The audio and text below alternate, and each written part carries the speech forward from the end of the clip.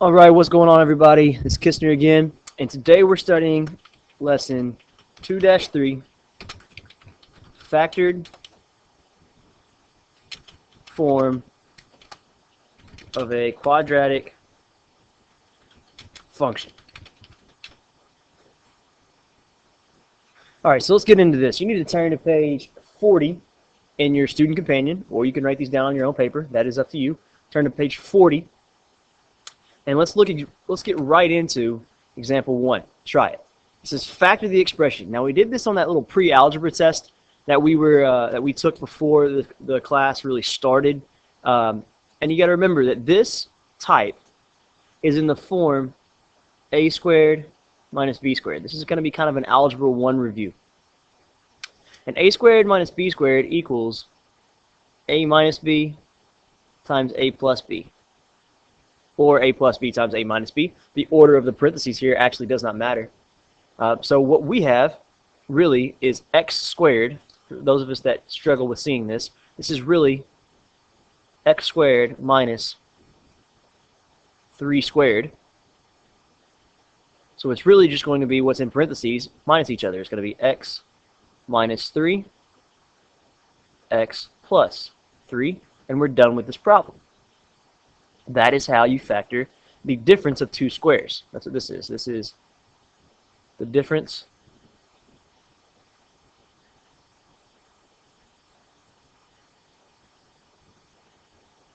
of two squares. Now, down here in part B, we have a little bit different one. This is where I'm going to teach the AC method again, or the slide and divide method. I call it the AC method because of AC Slater, Saved by the Bell, a little bit of a reference there. But AC method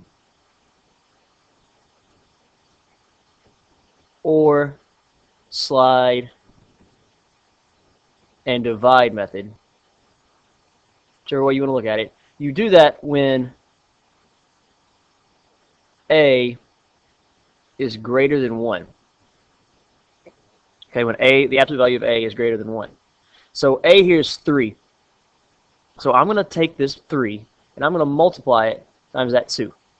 And I'm going to get x squared minus 7x plus 6. Now that is not allowed, but we're going to reverse that later in the process, so it's going to be okay. We slid the 3 on top of the 2, or we multiplied A times C. That's where these two names come from. And now I can factor this one pretty easily. Remember, it breaks down into two binomials. The first terms have to be x because it's x squared. We want to multiply to get 6 and add or subtract to get negative 7. Well, the things that multiply to get 6 are 1 and 6 and 2 and 3. Which one's going to give me 7? This one can give me a 7 in some way. I want a negative 7. How do I get a negative 7 out of 1 and 6? Well, they both have to be negative.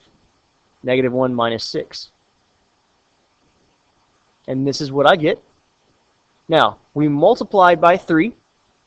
So I have to come back through and divide both of these numbers by that 3 that I had multiplied by, because that's what we did was not allowed. If you can simplify the fraction, you simplify the fraction. We cannot simplify x minus 1/3. 1/3 is as simple as it gets. But we can simplify 6 over 3. That becomes negative 2.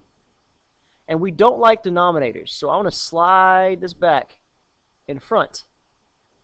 This becomes 3x minus 1 times x minus 2.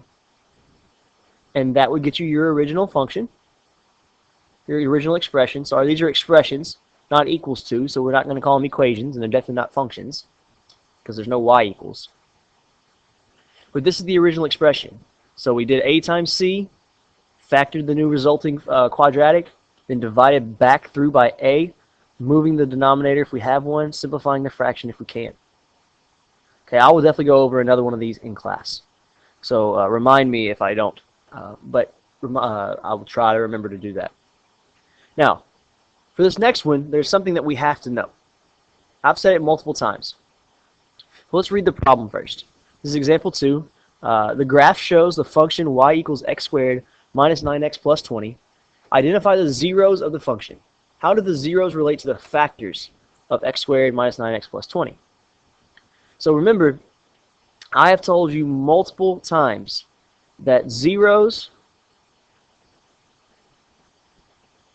solutions,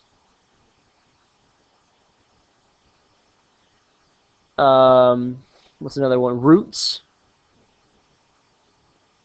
They all mean, they all are the same word for x-intercepts. If I ever ask you, if I could spell, if I ever ask you to find the solution, the roots, or the zeros, all that means is tell me where I cross the x-axis. Tell me the x-intercepts. Find the zero solutions or roots of a function, especially a quadratic function. It means find the x-intercepts. So here let's first identify the x-intercepts. It looks like we cross right here at 4, 4 comma 0, and right here at 5 comma 0. Okay, that's what this graph looks like to me. So let's now factor what it's asking us to factor. Let's factor y equals x squared minus 9x plus 20 and see how they identify. Okay, so I'm going to say y equals, and I'm going to break it into two binomials. And it's going to go x and x, and I want to multiply to get 20 and add or subtract to get negative 9. Well, things that multiply to get 20, 1 and 20, 2 and 10, 3, no, 4 and 5, and I believe that's it, 5 and 4, so forth. Which one's going to give me 9? Well, this one's going to give me a 9, and it has to be negative, so they both have to be negative. Negative 4 minus 5. So it'll be minus 4 and minus 5. Now, here are our factors, x minus 4 and x minus 5. Our x-intercepts up here were 4 and 5. So hopefully you're starting to see kind of a tie-in here. But how do you solve for that? And it's something we're going to study in a little bit, but I'll go ahead and throw it in. What is the y-coordinate on these solutions, on these roots, on these zeros? It's called a zero, by the way, because the y is 0, and that's what I'm just asking. Anytime you need an x-intercept, you let y become 0. So over here, if I let y be 0 equals x minus 4 times x minus 5, all I did here was say y is 0. I need to know, because that's what I want to know the x-intercepts. I want to know where y is 0. I want to know what makes this become 0. Well, if you're multiplying two numbers and getting 0, one of those two numbers has to be 0. So what makes this parenthesis 0? You solve it like this, x minus 4 equals 0, or x minus 5 equals 0. And you solve for both. You get x equals 4, or x equals 5. It's the same answer that I have up there circled, or it's about to be circled, in yellow. Oh, in yellow. Okay, that's the reason that x-intercepts are the solutions of a quadratic equation, because they are just what makes your whole function become 0. And when the whole function's 0, you're crossing the x-axis, and that's your x-intercept. It's a big loop. Okay, so just remember, if I say find 0 solutions or roots, I'm really just asking you for the x-intercepts. And we have a lot of different ways to find the x-intercepts. So let's try solving this equation by factoring. The first thing that I want to do, remember, this is going to be solving basically what are my roots, what are my zeros. What are the solutions? When I ask you for to solve, it's asking you what are the solutions. So I need to make the whole thing over here equal to 0 like I did right there. So how do I make this become equal to 0? Well, I think if I just subtract 20, that'll become 0. And if I do it to one side, I have to do it to the other. So my real function is x squared plus 8x minus 20 equals 0. And now we can factor x and x. What multiplies to get 20? We've done it. It's 1 and 20, 2 and 10, 4 and 5. Those are the only things that multiply to get 20. That can't give me anything. 2 and 10 I think can get me an 8. I need a positive 8. How do I get a positive 8? It's going to be negative 2 plus 10.